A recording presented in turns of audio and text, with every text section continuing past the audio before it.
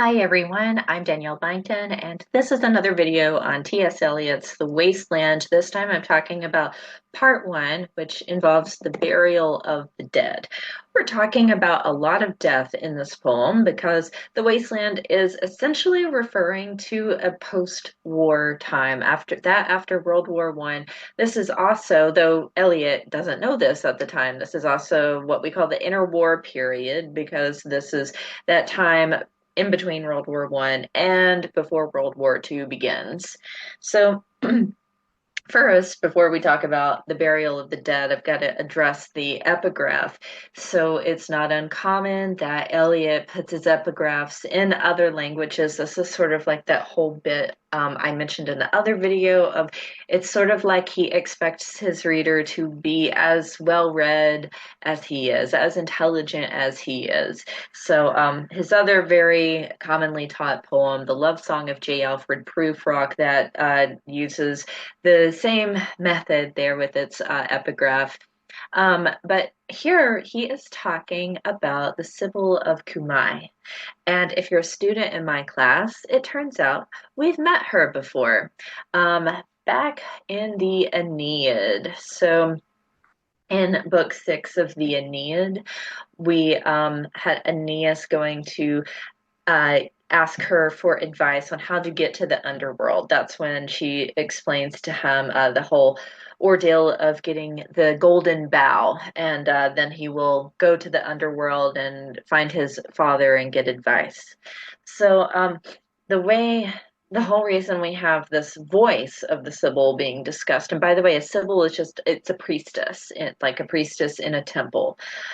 So in her case, she's a priestess for Apollo, and this is another one of those sexual assault narratives, like most of them are in mythology, where the general story is Apollo um, wants to have her and she declines, and there is a bit of negotiation that happens in which she asked him to let her live um, for as many years as there are grains of sand in her hand. So like she picks up a handful of sand and the number happens to be 1,000, so she's going to live to be 1,000 years old.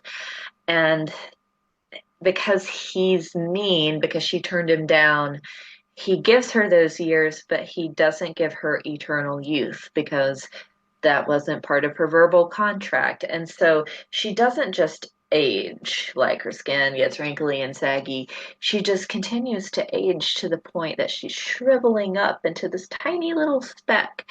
And so she is then kept in a glass bottle, and she just becomes nothing more than a disembodied voice. And so because we have this voice kind of trapped in a place. It's kind of like the past calling out to us, trying to tell us something. And if it's coming from the voice of a priestess, it's probably a message foretelling something, perhaps warning us about something. Um, and he also dedicates this poem to Ezra Pound, who helped him edit this long poem. There is a really nice facsimile you can buy for about $20 on Amazon if you are like really into this poem. That is essentially a scan of the original copy that T.S. Eliot had written and has the notes from Ezra Pound about what to cut. That's a really interesting thing to look at. Okay, now the burial of the dead itself. It begins by giving us a setting in springtime. It tells us that April is the cruelest month. Now, when I teach this course in the spring, in in-person classes and not virtually, of course.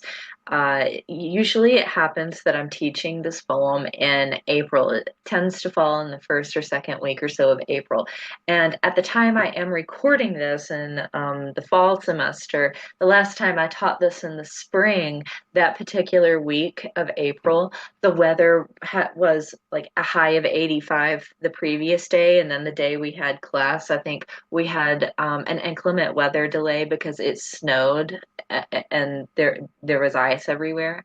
So April is pretty radical with its weather. You know how spring can be in some locations. That's how it is where I teach. The other thing about it becoming spring is saying like that blanket of snow that Eliot says was keeping us quote unquote warm, or rather, it provided a warmth. It was protecting us from the really tragic, graphic things that were underneath the snow. So if he is talking about a war landscape, like a sort of no man's land, let's say a battlefield, if it was covered with snow and all the snow is melting, now you see how many people have actually, in fact, died. And you also have a reference, though, of even though there is all this death, rebirth comes from death. Like it's a full circle kind of cycle thing. And so he's talking about flowers growing there. And that's where you get that whole bit of the symbol of the red poppy in the UK, everywhere during the month of November following Armistice Day. So it's a sort of recognition of there was a particular battlefield in France where post-battle, even though all these soldiers had died on the battlefield, red poppies were growing everywhere. So we have that bit about the snow and nature. It's kind of like our relationship with nature or nature's relationship with us. Even when a terrible war has been fought on that ground, it just keeps going. And so it's sort of like humanity has to do the same thing that nature does. You go through a new cycle. Okay, then this is the stream of consciousness stuff. We go into a whole new setting. We are now in Germany. This is in Bavaria. It is Starnberger says it's a lake, Starnberg Lake, or Lake Starnberg is another way you might see it referred to. So it's something like, I think it's the second largest lake in Bavaria. Um, some history about this lake that also connects it to the things Eliot is talking about, the context that Eliot's talking about with World War One and such. It happens to be the lake where they found the body of King Ludwig II, who, two things here. He was a big patron of Wagner, the composer, and you go on to have a bit about a Wagner opera in a few lines from this part. But also, you have two successions after him, the end of the German monarchy when we get to the end of World War One. And so that's kind of what Eliot's commenting on there in this really loaded, metaphoric kind of way. So we went from having maybe something kind of gross with uh, death and being all on the ground to all of a sudden being by this beautiful lake and its surrounding landscape. And then we have another voice. So it is speaking from your footnotes, and if you're using a Norton anthology, tell you that this is speaking from a biography of Marie Leach, and it's telling us about, it's like she's just kind of casually having conversation with you, sharing this memory with you about sledding in the snow. So it's almost like this escapism bit about the snow again and not thinking of the things that might be underneath that snow. And then we go to another sort of visual. And when I teach the love song of J. Alfred Prufrock, if you have had me for another class where I taught that like literary heritage, or I rather, talk about in-betweenness in Eliot's work a lot. There's a lot of pairing one image with another, and it's kind of like up to the reader to navigate that liminal space created by those two things. So, in this case, we have the roots of a tree and the branches of the tree being pointed to. And if you back up the lens, and let's say you could have X-ray vision and you can see that root system under the tree, what's above the ground looks the same under the ground, basically. Of course, branches can be larger and thicker than the roots, but it's essentially the same kind of structure. So you have the in-betweenness is the horizon. And then that's also being alluded to with the bit about your shadow following you in the morning and meeting you in the evening. In the Love Song of G. Alfred Prufrock, Eliot opens with a very similar case about sunset and sunrise. If I showed you an image of sunrise and then an image of sunset, unless I told you what time of day I took that, and you could exactly discern if it was facing east or west, those things would probably be hard to distinguish the difference between because the sky usually look similar. You get those orangey, purple colors and whatnot, depending on the clouds and the weather, right? So that's why you can have a red sky in morning or a red sky at night. So then you have that bit about Wagner that I just mentioned a moment ago. We have a reference to Wagner's opera Tristan and Isolde.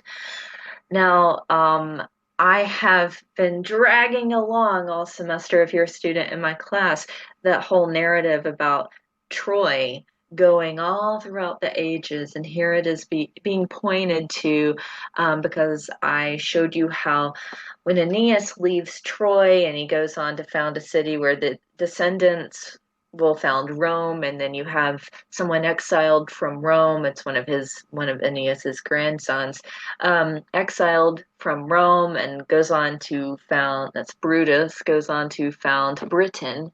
And then Arthurian legend, its whole goal, this was on your second exam, it's meant to illuminate that relationship, Britain's relationship to the great city of Troy.